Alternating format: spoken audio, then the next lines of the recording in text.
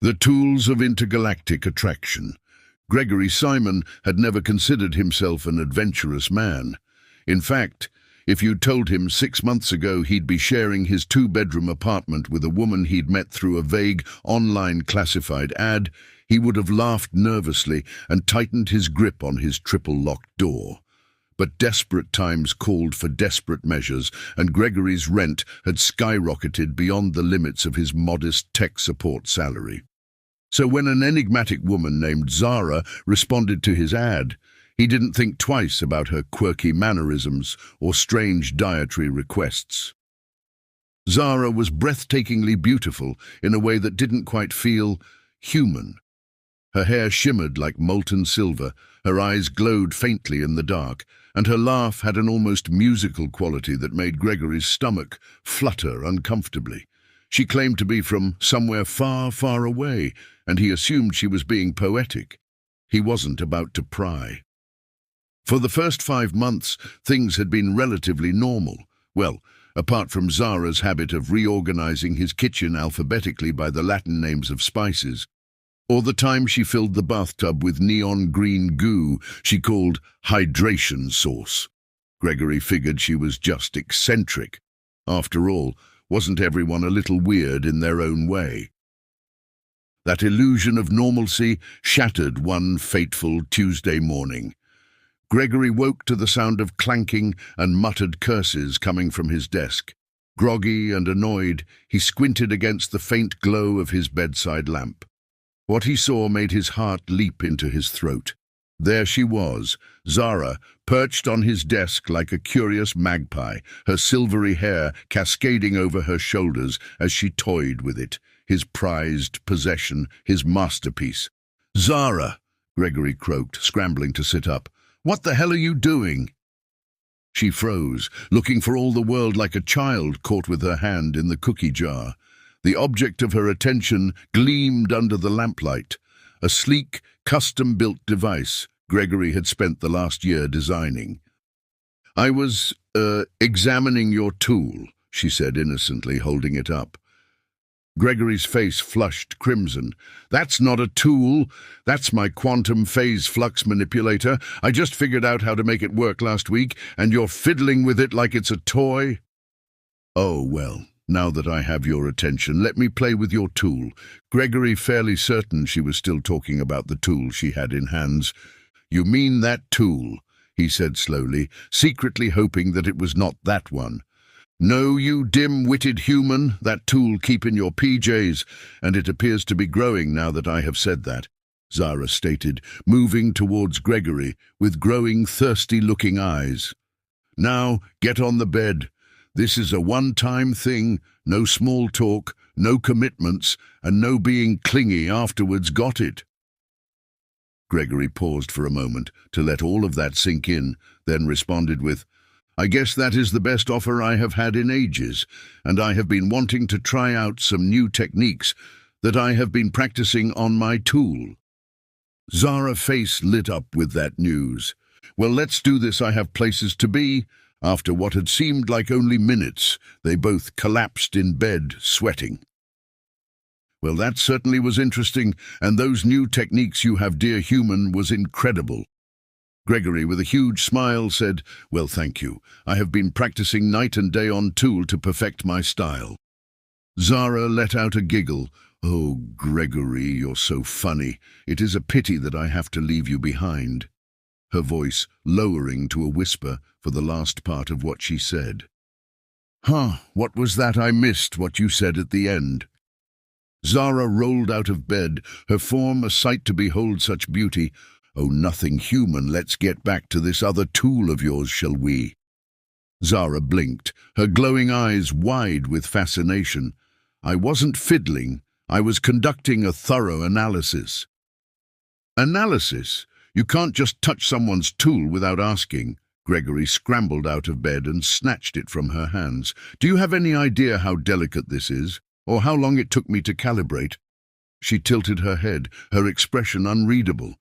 "Relax, Gregory, I didn't break it. Besides, it's not like I was trying to steal it or anything, and after sharing an intimate moment, I thought it was okay to touch. That's not the point, he snapped, holding the manipulator protectively against his chest. This is a one-of-a-kind invention. It could revolutionize physics as we know it, or at the very least, earn me a pretty sweet research grant. You can't just play with it. Zara sighed dramatically and crossed her arms. Look, I didn't come in here to make small talk or listen to a lecture. I came because I need your help. Gregory paused, his anger giving way to confusion. My help? With what? She gestured vaguely toward the manipulator. That thing you're so precious about. It's not just a quantum whatever you called it. It's also a highly advanced multidimensional interface, and I think it might be the key to solving my situation. Gregory frowned. Situation? Zara hesitated, then took a deep breath. Okay, fine. I guess it's time to come clean. I'm not from Iowa like I told you. I knew it, Gregory blurted out. Nobody from Iowa drinks that much kelp juice. I'm from the Andromeda Galaxy, she said, ignoring his outburst. Specifically a little moon called Zephyr 9. And until a week ago I thought I was just your average, totally normal alien who decided to move to Earth for a change of scenery. But apparently I'm not. Gregory stared at her, his brain struggling to process the words. Wait, you're an alien? Duh, Zara said, rolling her glowing eyes. Why do you think I have to eat every 3 hours or I start radiating heat like a busted microwave? That actually explains a lot, Gregory muttered. But what do you mean? You're not normal. Zara shifted uncomfortably, her silvery hair shimmering in the lamplight. Turns out I'm not just any alien. I'm a royal descendant of some ancient intergalactic dynasty, and now there's a bunch of bureaucratic weirdos trying to restore me to my rightful place or something. It's all very boring. Boring? Gregory said incredulously. That sounds like the plot of every sci-fi epic ever written. Exactly, she said, which is why I want no part of it. I like my life here, eating kelp chips, watching reality TV, rearranging your spices. It's simple. But the only way to get these royal stooges off my back is to send them proof that I'm unfit for leadership. And that's where your tool comes in. Gregory stared at her, dumbfounded.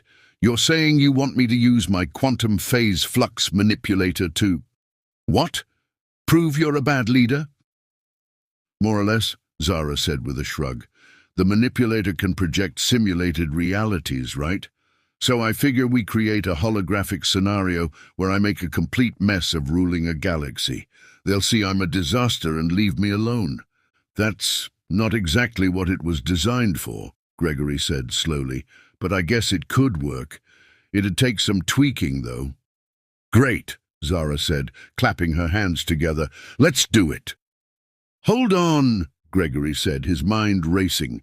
This isn't just some casual experiment. If we mess this up, we could accidentally broadcast the simulation to, well, everywhere. And I don't think Earth is ready to find out aliens exist. Zara grinned mischievously. Guess you'd better not mess up then. Gregory groaned, rubbing his temples. I'm going to regret this, aren't I?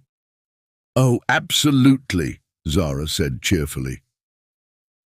The next few days were a blur of frantic coding, recalibration and arguments over Zara's insistence that the holographic simulation include a scene where she declared war on a planet of sentient jelly beans.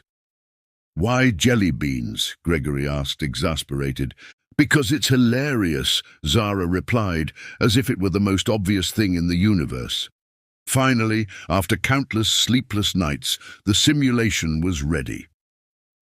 Gregory activated the manipulator, and a shimmering portal appeared in the center of the room. Okay, he said, handing Zara a pair of holographic control gloves. You're going to step into the simulation and rule this galaxy for the next hour. Just be yourself, chaotic, impulsive, and mildly terrifying, and we should be good. Zara smirked. Mildly terrifying, you're too kind. With that, she stepped into the portal, and Gregory watched as the holographic galaxy sprang to life. Planets shimmered into existence, fleets of starships soared through the void, and Zara appeared in a lavishly decorated throne room, wearing a crown that sparkled like a disco ball.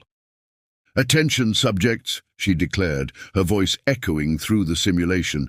"Your queen has arrived. Let the chaos begin." Gregory couldn't help but laugh as Zara proceeded to make one disastrous decision after another.